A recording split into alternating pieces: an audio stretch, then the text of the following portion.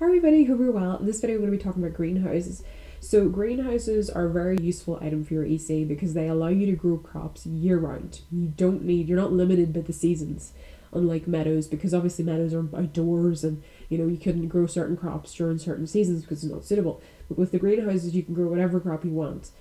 So that's a very useful thing to have, especially if you are having a very active equestrian centre. Maybe you blow up a lot, you need carrots all the time, so maybe you need carrots in the middle of winter, you can go into your greenhouse and put some in to grow.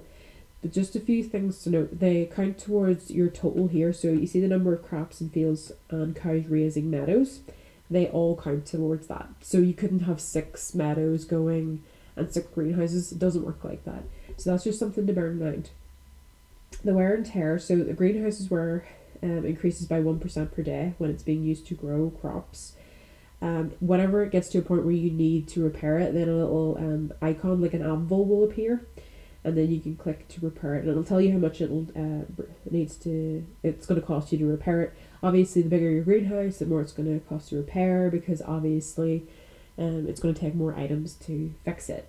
And the other thing to be aware of, if you leave it and it reaches 100% wear and tear, then if there's a crop in there, so say for example I had a crop going and I left my wear and tear get to 100%, you would lose the crop.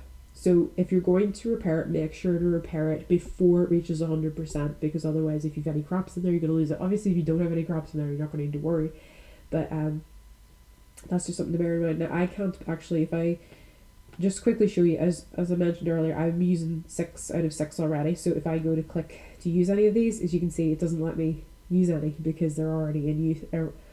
I've reached my maximum capacity for growing and raising cows, so can't do anything more in that respect. So anyway guys, hope you enjoyed it.